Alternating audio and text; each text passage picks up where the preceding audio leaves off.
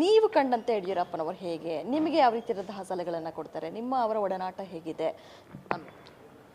ನುಡಿದಂತೆ ನಡೆಯುವ, ಕೊಟ್ಟ ಮಾತಿನಲ್ಲಿ ಯಾವತ್ತೂ ಕೂಡ ರಾಜಿ ಮಾಡದ, ಅಭಿವೃದ್ಧಿಯ ಬಗ್ಗೆ ಟೋಟಲಿ ಫುಲ್ ಕಾನ್ಫಿಡೆನ್ಸ್ ಆಗಿ ನಮಗೆ ನೀವು ಮುಂದೆ ಹೋಗು ನಾನಿದ್ದೇನಂತ ಹೇಳುವ ಒಂದು ಮಾತನ್ನು ನಿರಂತರವಾಗಿ ನಮಗೆ ಕರೆ ಮಾಡಿದಾಗ ಹೇಳ್ತಿದ್ರು.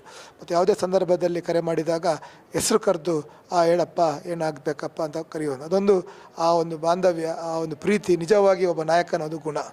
ಅದರಿಂದಾಗಿ ಯಡಿಯೂರಪ್ಪನವರು ನಿರಂತರವಾಗಿ, ಯಾಕಂತೇಳಿದರೆ ಯಡಿಯೂರಪ್ಪನವರು 2014ರ ಲೋಕಸಭಾ ಚುನಾವಣೆಗೆ ನಮ್ಮ ಜಿಲ್ಲೆಯ ಬೈಂದೂರು ಕ್ಷೇತ್ರವು ಕೂಡ ಅದಕ್ಕೆ ಒಳಪಟ್ಟಿರ್ತದೆ. ಆ ಸಂದರ್ಭದಲ್ಲಿ ಅವರ ಜೊತೆಗೆ ನಾವು ಕೆಲಸ ಮಾಡಿತ್ತು. ಅತ್ಯಧಿಕ ಲೀಡ್ ಇಡೀ ರಾಜ್ಯದಲ್ಲಿ ವಿಧಾನಸಭಾ ಕ್ಷೇತ್ರದಲ್ಲಿ ಬೈಂದೂರಿನಲ್ಲಿ 75,000 ಲೀಡನ್ನು ನಾವು ಆ ಸಂದರ್ಭದಲ್ಲಿ ಕೊಟ್ಟಿತ್ತು. ಆಗ ಅವರಿಗೆ ಕೂಡ ಭಾಳ ಒಂದು ನಮ್ಮ ಕಾರ್ಯಕರ್ತರ ಒಂದು ಶಕ್ತಿ ಎನ್ನುವುದನ್ನು ಅವರು ಭಾಳ ಒಪ್ಪಿಕೊಂಡಿದ್ದರು, ಅದನ್ನು ಭಾಳ ಮೆಚ್ಚಿಕೊಂಡಿದ್ದರು.